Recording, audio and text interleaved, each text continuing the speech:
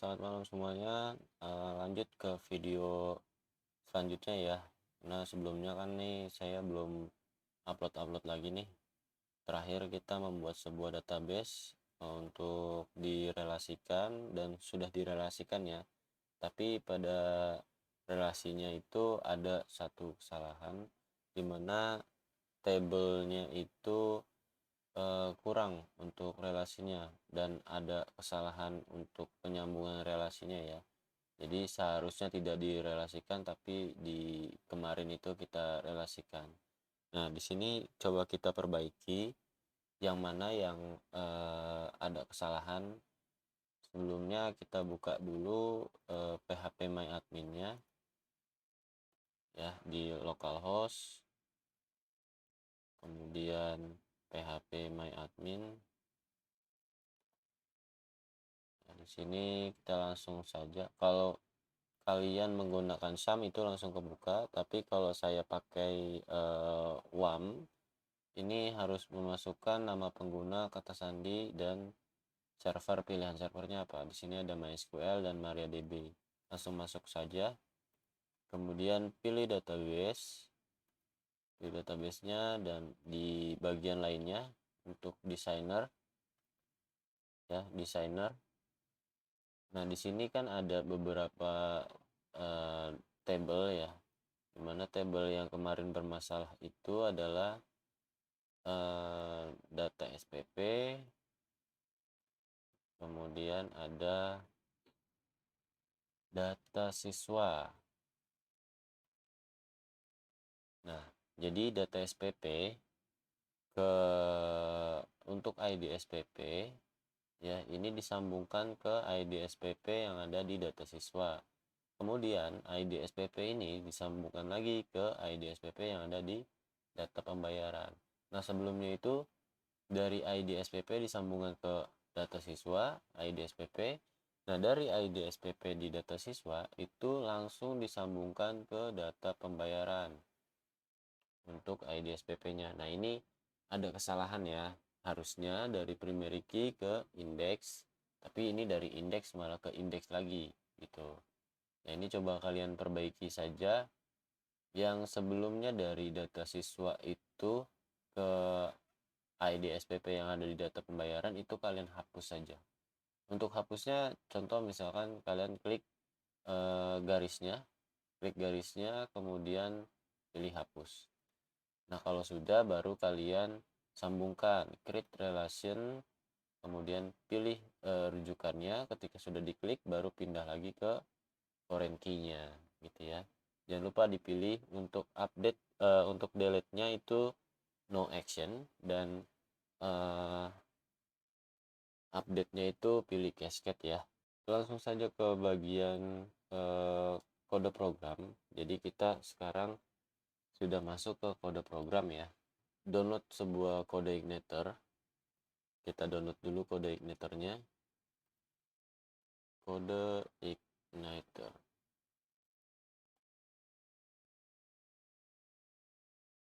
Kode igniter kita download untuk versi 3-nya dulu. Nah ya, untuk versi 3-nya kita download. Kalau sudah selesai, kita ekstrak. Ke kanan, ekstrak all. Kita pilihnya ke datasi. Kalau kalian pakai exam, pilih exam. Kalau kalian pakai WAM, pilih WAM ya. Nah, kalau exam ketika dibuka nanti muncul htdocs. Nah, kalian harus masukkan program itu ke htdocs. Nah, kalau WAM ini adanya di WAMP gitu ya. Nah, kita di sini kita coba ekstrak, select folder, ekstrak.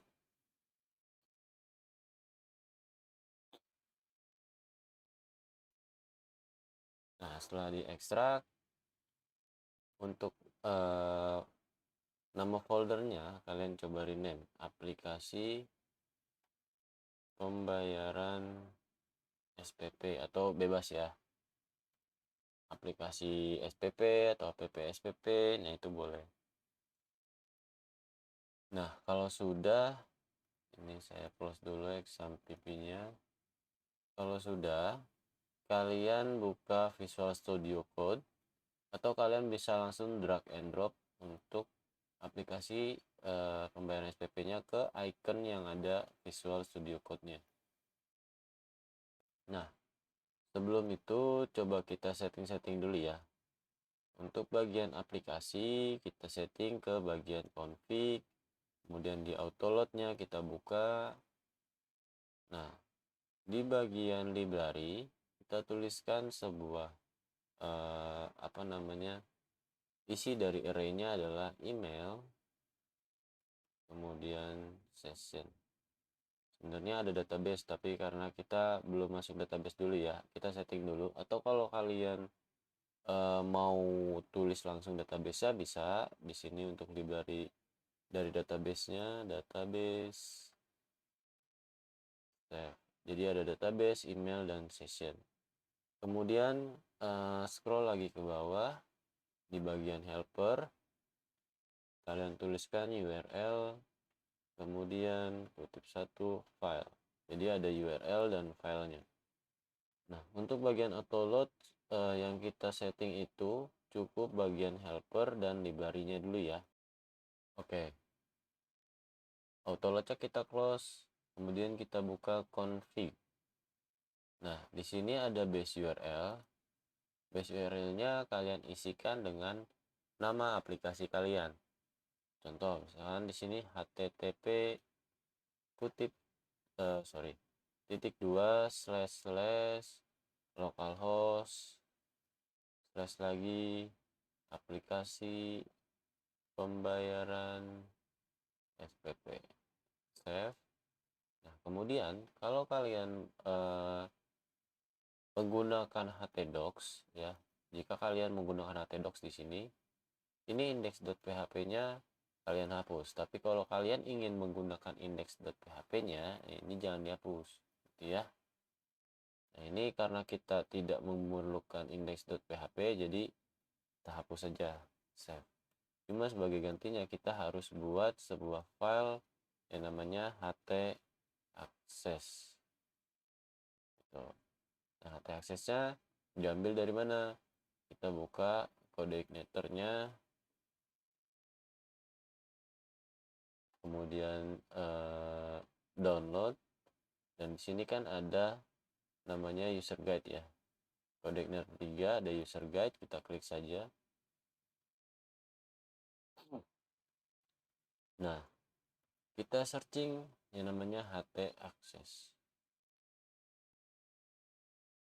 Pilih ke bagian kode igniter URL. Kalian scroll ke bawah dan di sini ada script untuk htaccess. Nah, ini kalian blok, kemudian kalian kopikan saja dan ditempel di bagian .htaccess. Ya, jadi untuk index.php-nya kita abaikan, jadi pada saat mengakses URL nanti index.php-nya itu tidak muncul, gitu ya. Nah, ini htaccess-nya sudah selesai. Kemudian kita buka yang namanya database. Config kita hapus karena kita sudah setting database library-nya, jadi kita juga setting untuk username dan password, kemudian database yang sudah kita buat ya. Username-nya kita isikan dengan root.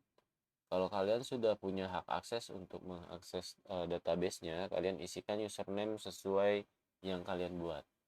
Passwordnya saya kosongin karena root itu tidak ada passwordnya. Kemudian database-nya saya isikan dengan db app spp sesuai dengan database yang sudah kalian buat ya. Oke, sampai sini sudah selesai untuk database-nya. Kemudian kita buka lagi ke bagian routes. Nah, root-nya ini sebenarnya nanti pada saat URL-nya diakses, jadi script apa atau tampilan apa yang pertama kali muncul pada saat alamat website kita atau alamat aplikasi kita itu diakses. Contoh sebagai defaultnya di sini ada welcome, jadi CodeIgniter sudah membuat sebuah controller di mana kontrolnya itu namanya welcome, dan di dalam welcome itu akan diisikan dengan script tampilan halaman indeks yang pertama kali diakses ya. Jadi yang pertama kali diakses itu adalah welcome. Nah, coba kita akses untuk aplikasinya.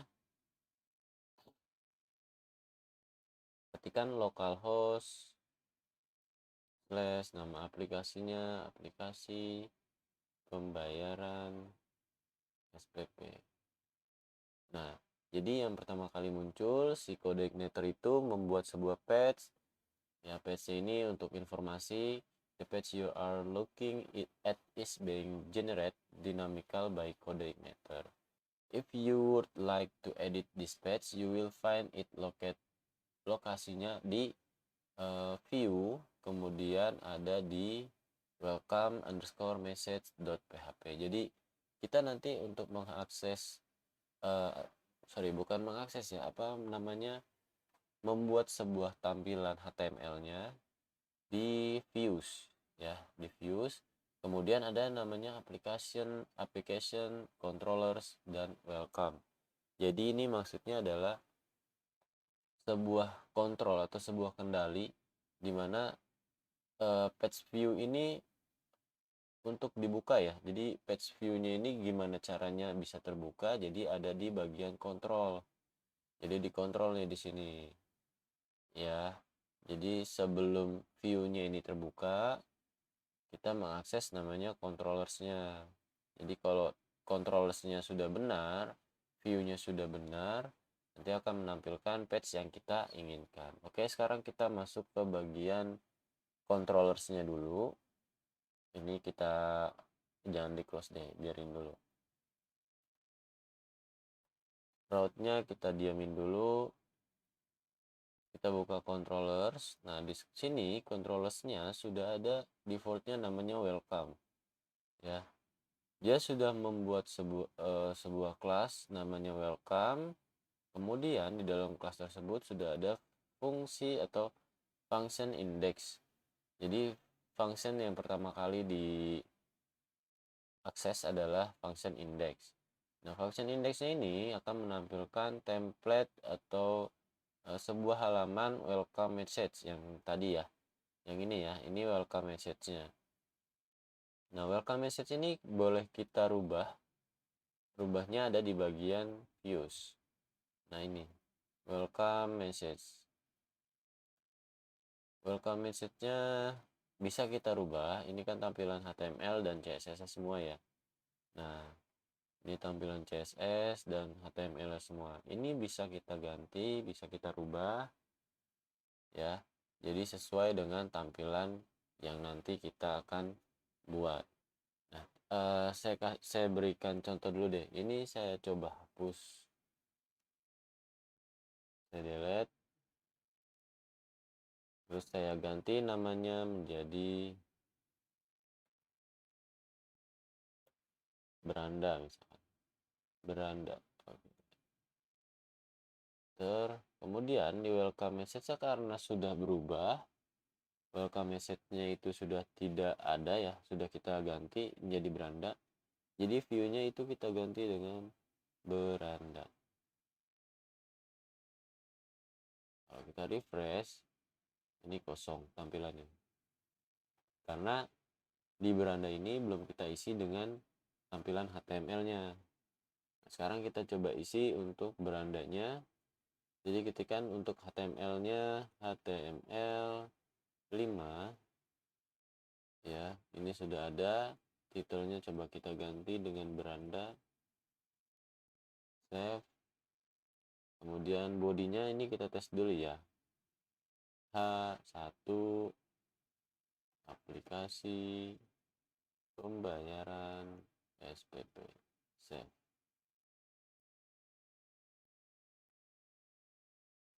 Nah, udah nampil ya, aplikasi pembayaran SPP. Oke, kalau kita mau buat lagi misalkan H4, ini adalah tampilan awal. Nah, muncul. Aplikasi pembayaran SPP ini adalah tampilan awal.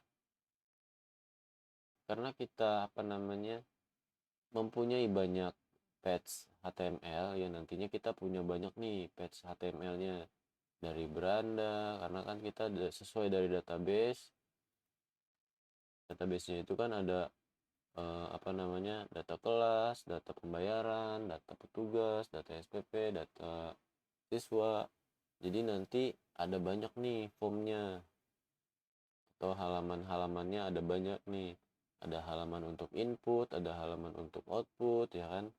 Jadi bagaimana caranya untuk membuat sebuah HTML ini tidak kita tulis secara berulang. Contoh misalkan ini kan beranda nih ya, kita tulis HTML 5 save, terus kita tulis lagi dokumennya kita hapus, ini beranda,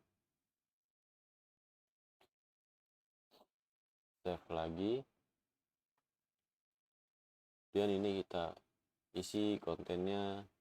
Satu, ini adalah beranda. Nah, beranda udah jadi nih. Nah, berandanya udah jadi. Nah, sekarang kita mau buat yang namanya untuk form input data siswa. Contoh, jangan data siswa deh, data kelas dulu ya. Data kelas kita coba input, berarti kita buat di views namanya data kelas.php ya. Data kelas.php ini kan masih kosong nih. Nah, sebelum mengakses data kelas, sebelum view-nya ini bisa diakses, jadi kita harus buat yang namanya controllers dulu ya. Kita buat controllersnya nih. Kalau kalian sudah menginstal ekstensi CodeIgniter, My CodeIgniter extension, kalian cukup mengetikkan F1, kemudian kalian pilih dengan controller, kemudian kalian isi nama controllernya data siswa tanpa php ya, tanpa titik .php. Kalian enter lagi. Nah, kalau kalian menggunakan ekstensi ini ya, kalian bisa membuat file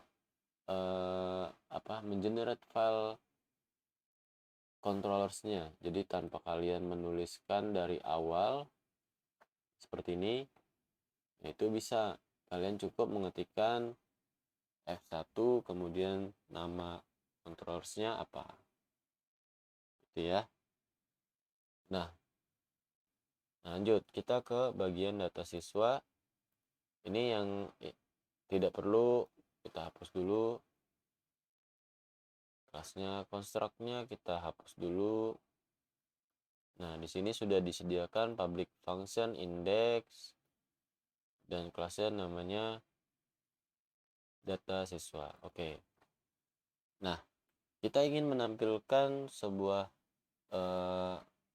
template dari data kelas. Sorry, ini bukan data siswa, data kelas. Berarti kita ubah dulu ya. Ubah dulu nama controllersnya data kelas. Ini pun kelasnya juga harus dirubah namanya. Jadi data kelas. Sip. Nah, sekarang kita space-nya saya ganti dulu deh. Ini jaraknya cuma 2. View default database. Oke. Sip. Nah, save.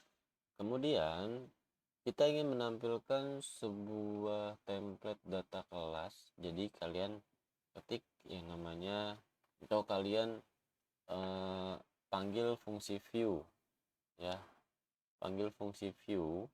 Caranya dengan mengetikkan $dis load view kutip 1 data kelas. Nah, data kelas. Oke. Ini data kelasnya akan dipanggil dari folder views ya, dan akan ditampilkan ke browser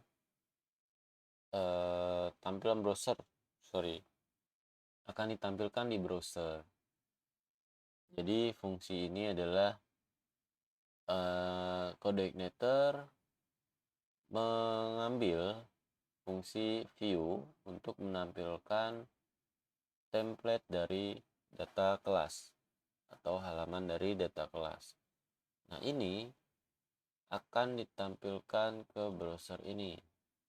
Untuk memanggil fungsi data kelas, jadi kita cukup ketikkan nama kelasnya atau nama controllersnya, data kelas. Jadi dia akan kosong. Artinya jika kosong tersebut, ini sudah bisa dipanggil atau si controllersnya ini sudah berfungsi ya. Tapi kalau misalkan ada error, contoh misalkan seperti ini. Kalau harusnya kan kelas di sini cuma kelak. 404 page not found.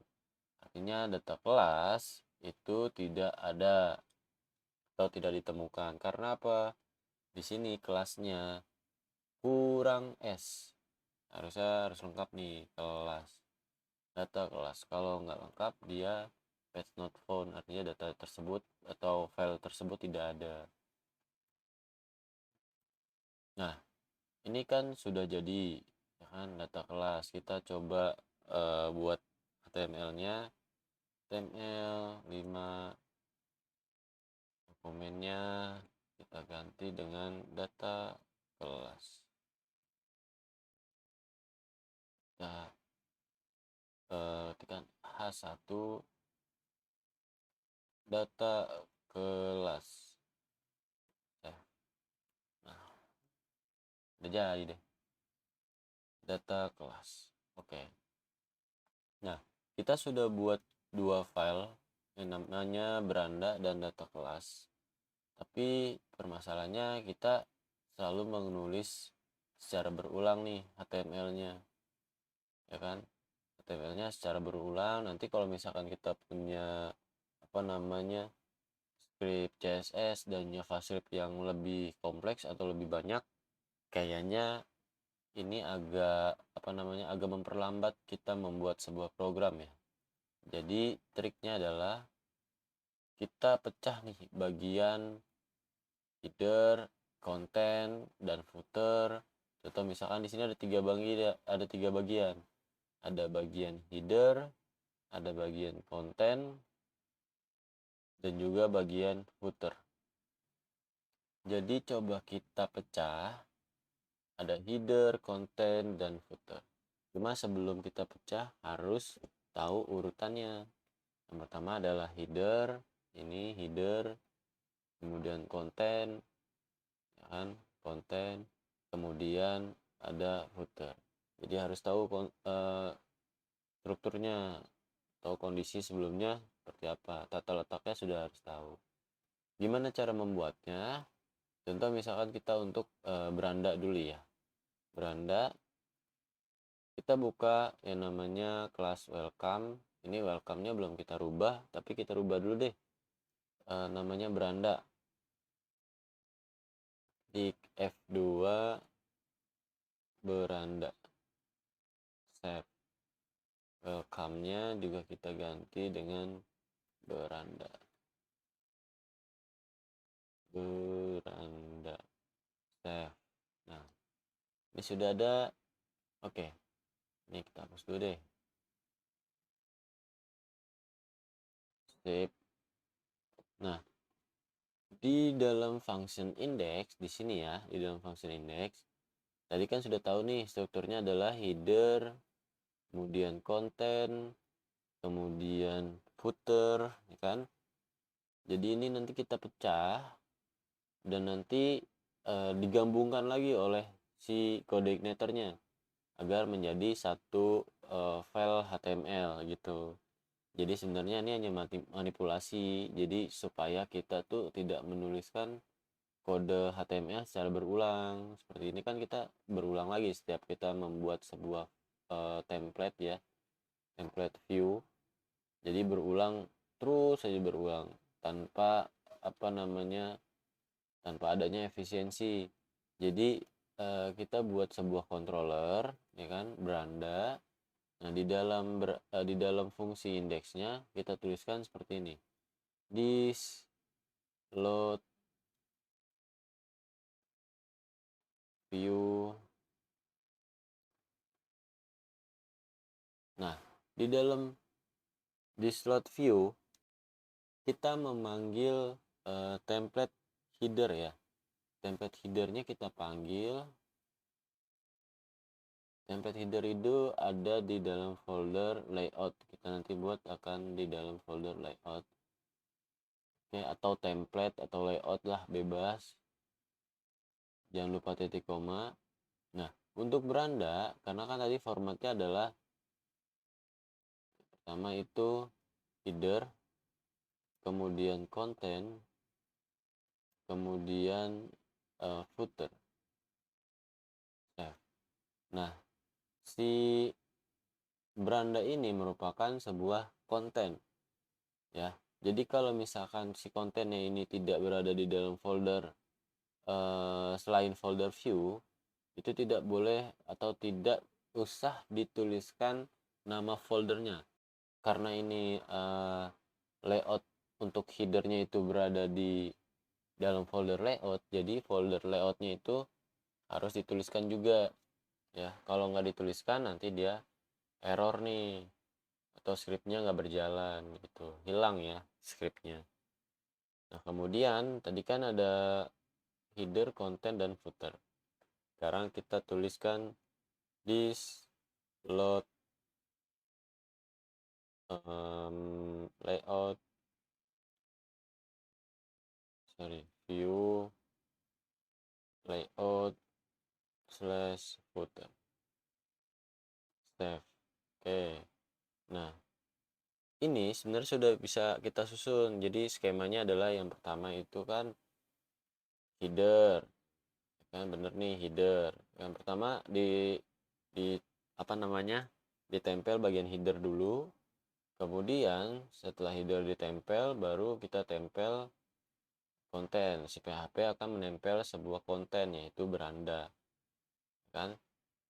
Nah, setelah beranda baru ditampilkan konten untuk footer tuh. Jadi strukturnya yang pertama header, konten, kemudian footer. Nah, kita tes ya. Jadi si berandanya ini kita pecah. Yang pertama header, Ctrl X, di-cut aja ya, Ctrl X. Kemudian kalian buat folder yang namanya layout, enter. Kemudian buat file baru yang namanya header.php dan juga footer.php. Itu di dalam folder layout ya. Jadi sebelumnya di view-nya itu kalian buat folder dulu namanya layout. Layoutnya sudah jadi, baru kalian buat file yang namanya header, kemudian juga footer. Nah, headernya kita isi yang tadi kita cut HTML-nya. Save. Footernya yang kita isi adalah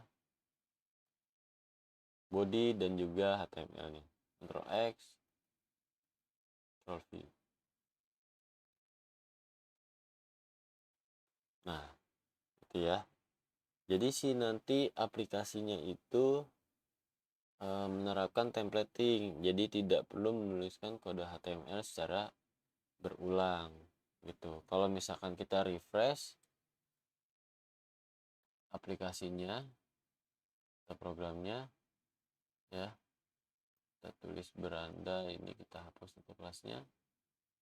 Nah, di sini ada the page you request was not found.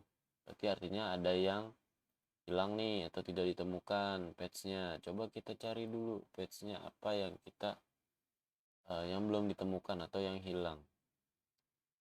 Beranda layout header, beranda layout footer, layout header, beranda layout footer. Oke, udah. Kemudian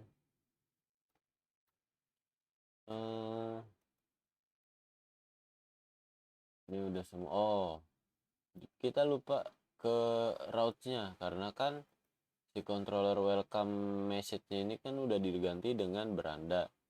Jadi kalau sudah diganti, si routes-nya ini kita ganti. Nah, sebelumnya kan masih welcome. Kita ganti nih default controllers-nya. Jadi kita ganti dengan yang namanya beranda. Save. Coba kita refresh. Nah, muncul. Ini adalah beranda. Coba kalau misalkan kita inspect atau kita lihat sumber halamannya, yang diisi adalah HTML-nya. Benar ya, ini HTML-nya udah bener itu. Jadi templating kita yang kita buat tadi itu sudah bisa digunakan. Nah, ini untuk templating. Kita save dulu ya supaya nanti nggak hilang. Nah, bagaimana untuk yang data kelas? Data kelas pun juga sama. Header dan footernya kalian ambil di layout gitu. Jadi nggak perlu kalian nulis ulang, cukup konten aja yang kalian tulis ulang. Jadi kontennya apa nih ya? Kalau kontennya untuk data kelas ya kalian buat konten untuk menampilkan form input ataupun output dari data kelas ya, gitu. Oke, kita save dulu. Kalau kita mau coba boleh data kelas. Nah, data kelasnya udah nampil ya. Oke, data kelasnya sudah nampil. Kemudian berandanya sudah, route-nya juga sudah, data kelas juga udah. Nah, kemudian kita nanti akan buat sebuah form dulu aja ya. Jadi form data kelas, data siswa, dan data SPP kita buat dulu.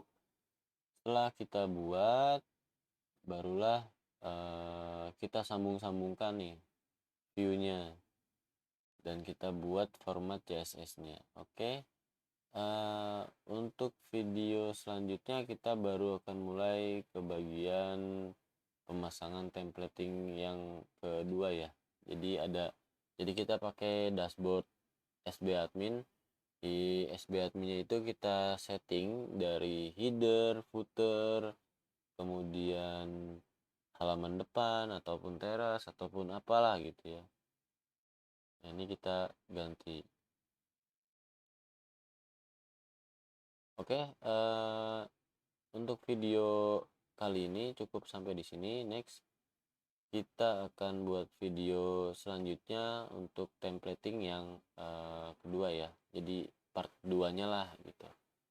Oke, mungkin sekian sampai di sini. Terima kasih, kurang lebihnya mohon maaf. Assalamualaikum warahmatullahi wabarakatuh.